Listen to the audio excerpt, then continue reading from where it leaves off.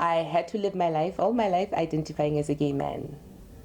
Not accepting myself, I resulted in having low self-esteem. But since the 1st of June, that was my day one, taking my hormones. I'm using Primarines, and it has been the best day of my life till today.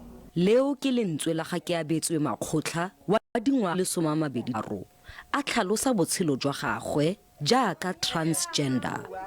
Ka ke rapharakano a bang kopa gore ke mo bontshe lekwalo la boitshupo, and then I had to gore ke tlhalose gore nya bong bo bo bonang ke bone ke ba nnete. Le fa go ikamogela go le botlhokwa a nele Qati wa dingwaga di le 33 o lwela ditshwanelo tsa di-transgender a re go botlhokwa gore setšhaba se amogele batho ba transgender.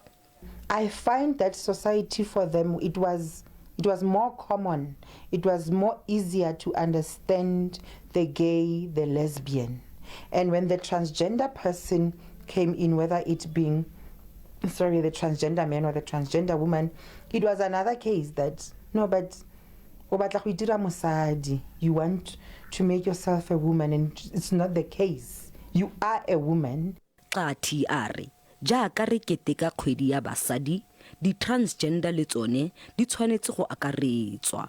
Basadi ba ba tshwanang le rona ba tshwanetse ba shebiwe ka tsela e le nngwe hela go tshwana le bomme le basadi ba bangwe. Ga go a tshwanna go nna le pharologanyo kgotsa tlhopololo. Ha ba akaretsa bomme basadi ba tshwanetse ba akaretse le basadi ba di-transgender woman. Re keteka kgwedi ya bomme ka pharologano. Sentle English, SABC News, Mahikeng.